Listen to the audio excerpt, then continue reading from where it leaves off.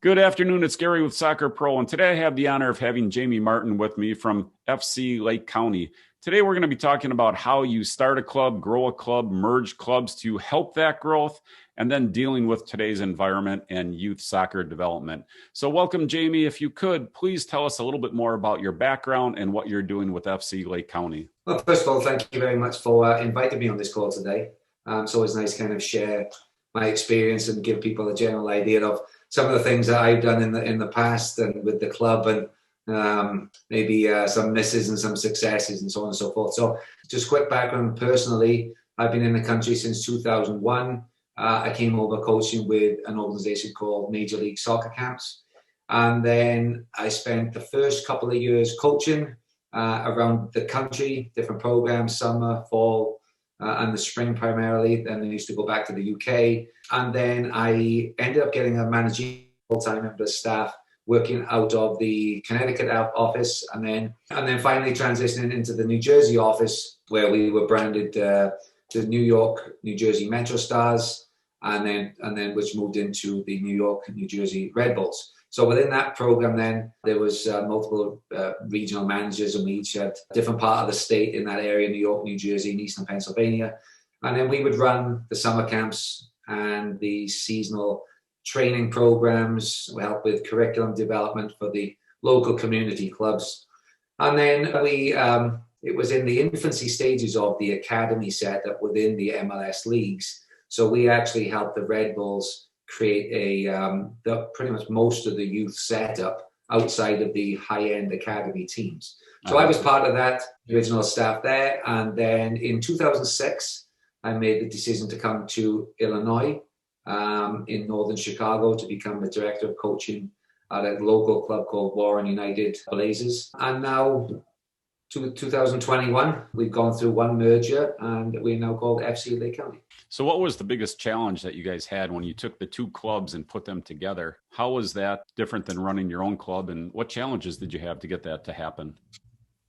Well, I mean, it's a funny story for the actual merger. So I ran the club in the town in Gurnee, Illinois, and one of my best friends ran the club, the neighboring club, Grayslake Galaxy, and we actually used to live in the same house, and we'd be having the same conversation with various parents and coaches and so on and so forth on different levels of the house. And you're like, well, we have very, very similar challenges. How would you feel about opening discussions about merging?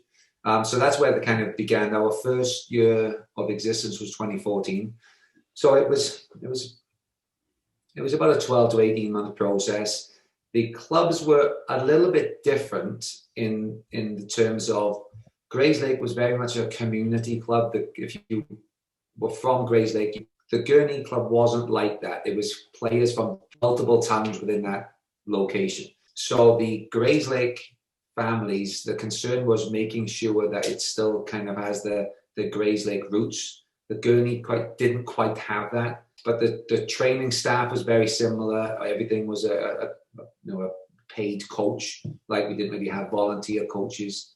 And then first discussions were on, do we do the merger at U13 and above? Because as you probably know, when you were a smaller 7 to 9 to 11 aside soccer, if you've only got one team, you have a small roster, and you go into the next size up. Yeah. If some kids play out somewhere else, some kids decide not to play, then the teams can blow up or whatever. So we made the decision that let's try and go with the U13 and above as our first option, and we would run internal soccer clubs. And then actually some of the Grayslake board members said, well, why don't we do it for everybody? And one of at least my philosophies has always been, can I create teams with players of similar ability? And then that way, then you can cater the coaching to the majority rather than have players at either end of the spectrum. Right. And then, the players can then push each other.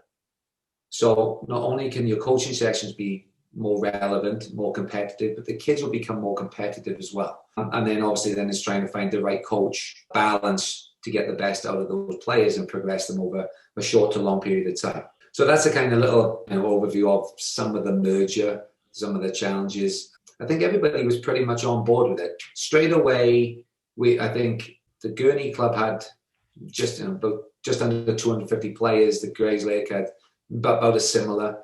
So straight away, our teams became significantly more competitive than they were. Sure.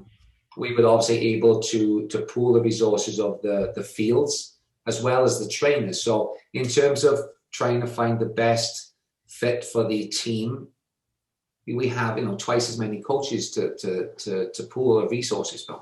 So that was really beneficial. Some of the challenges were, some people kind of liked the way it was. Some people wanted to change. Some people thought it was going to be something different from what it was.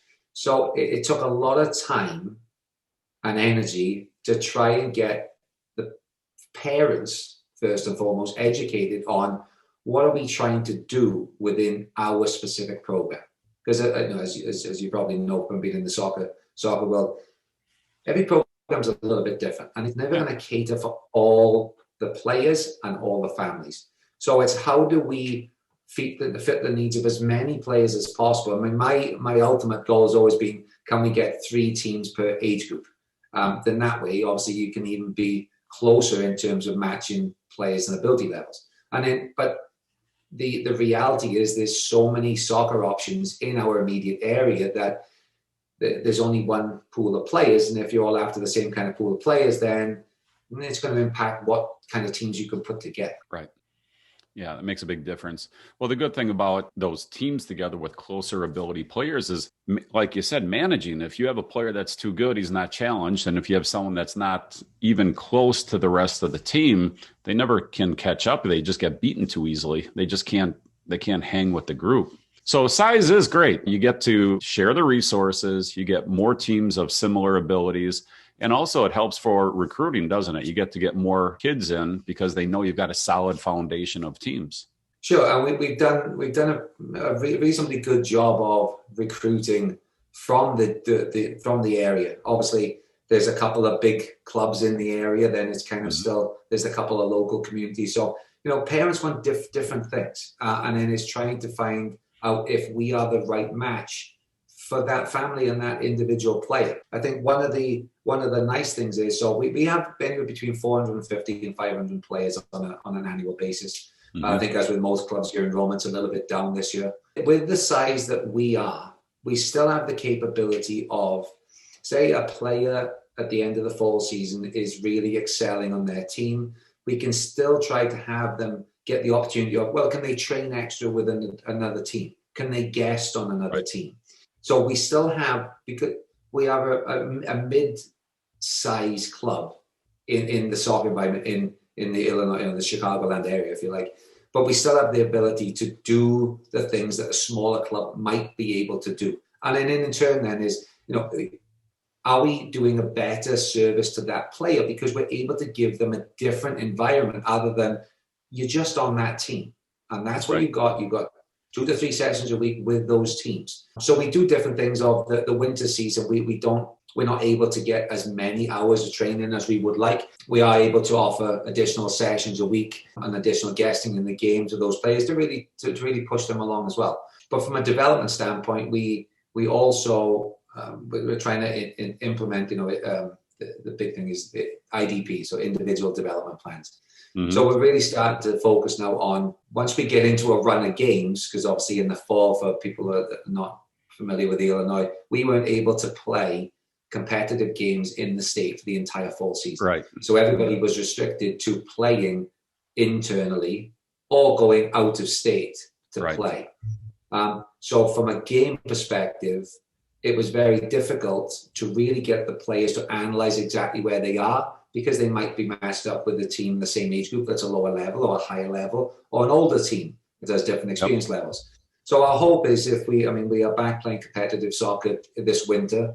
Our hope is to start using the IDPs that we've created going into the spring season to really get the kids to reflect on their own game and then analyze, well, where did they see their deficiencies? And then you can work with your coaches on, all right, let's identify these couple of areas. And then we also have one of the VO cameras. So we've had that out at as many games as possible in the winter. And then the players then have a resource that they can use to reflect on the game, maybe with one of their parents, if they can watch it, as a family type thing. Yep. Rather than just rely on their experience from the game itself, when some of the Right. kids might just totally forget what they just did. So, we're trying to do as many things possible to really push the kids on from a soccer development standpoint. But also, we need to develop the person as well. So we're really trying to develop the person and the player, and then in turn, then can that help the team? And in turn, then can that help the club?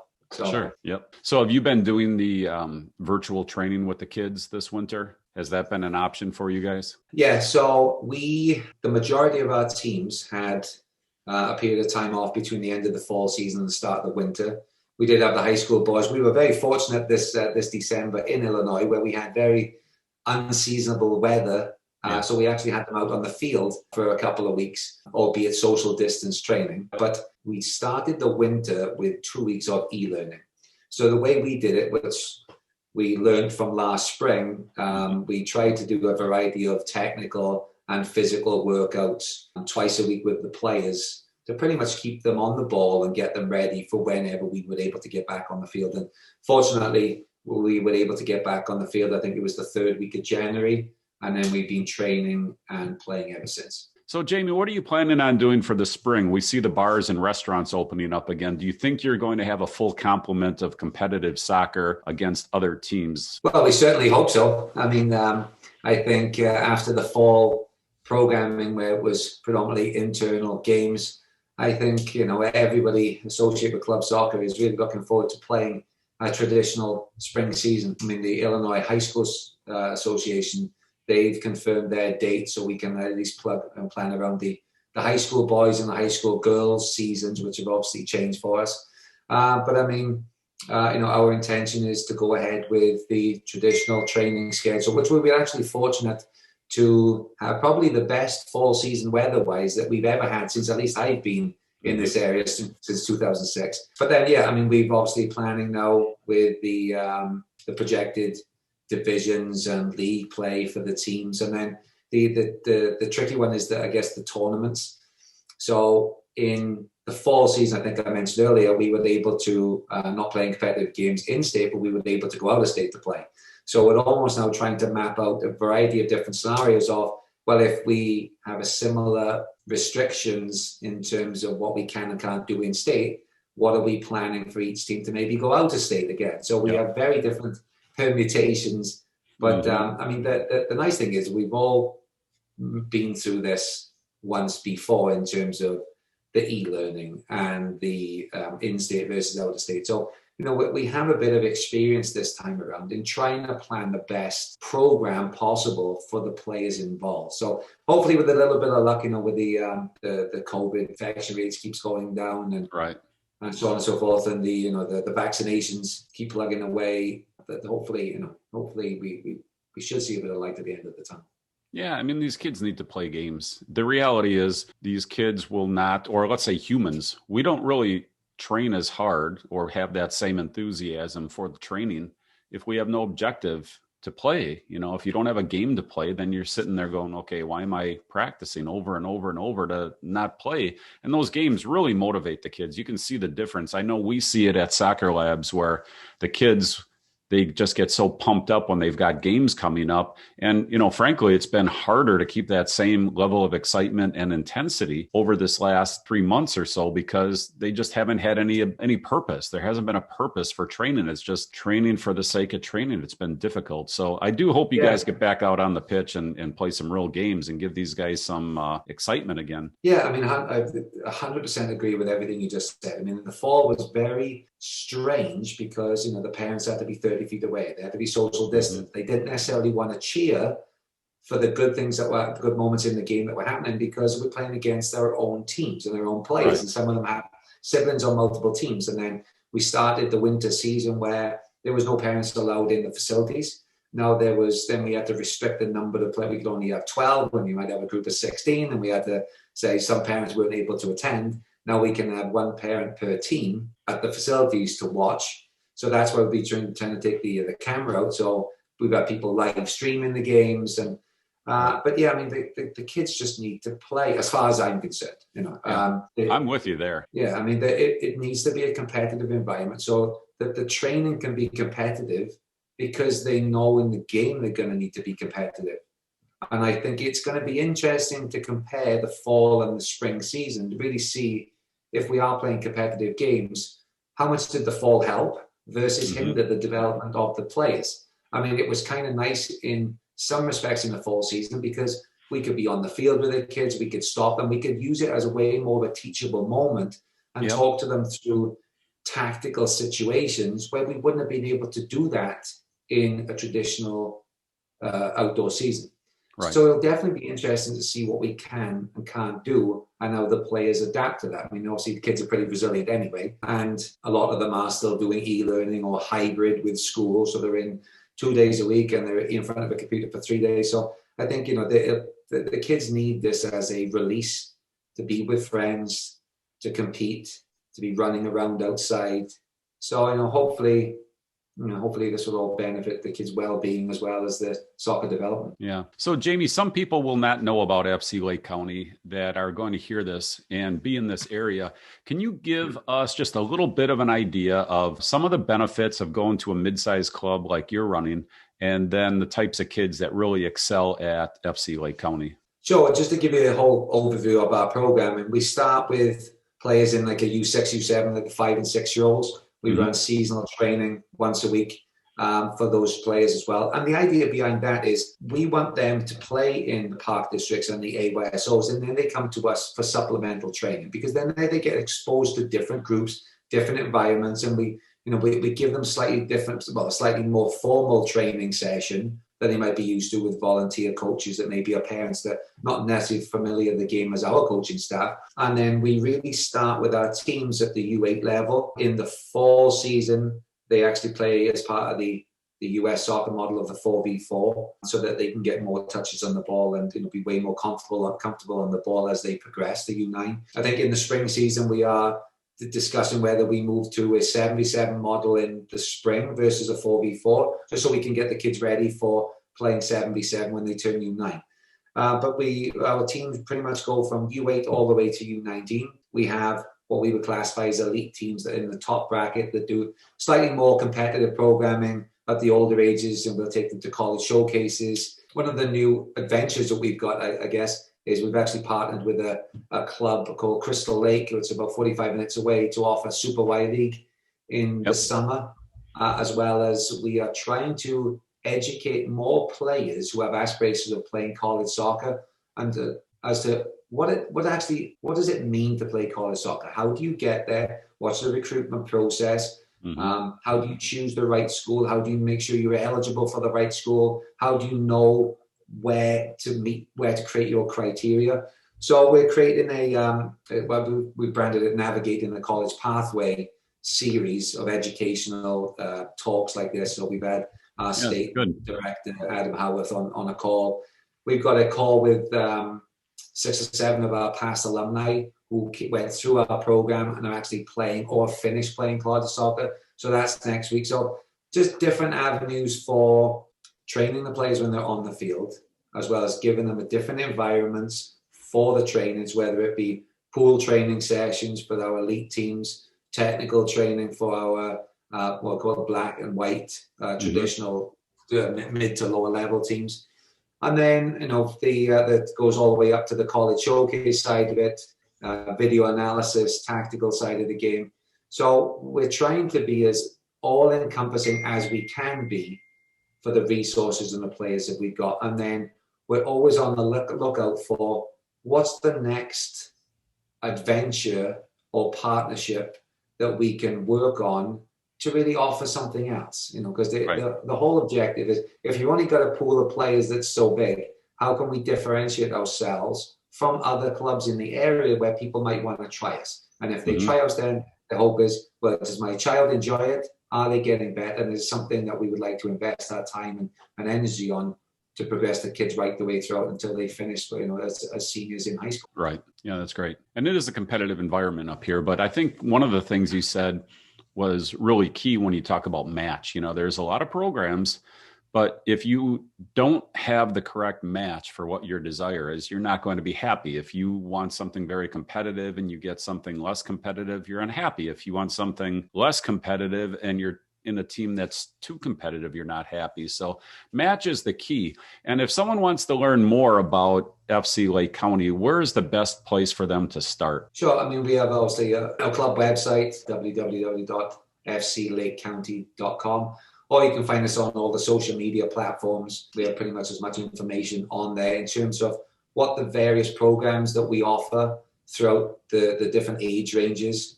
We have some stuff. We have some information on the some of the curriculums, the what is going to be taught at the different ages.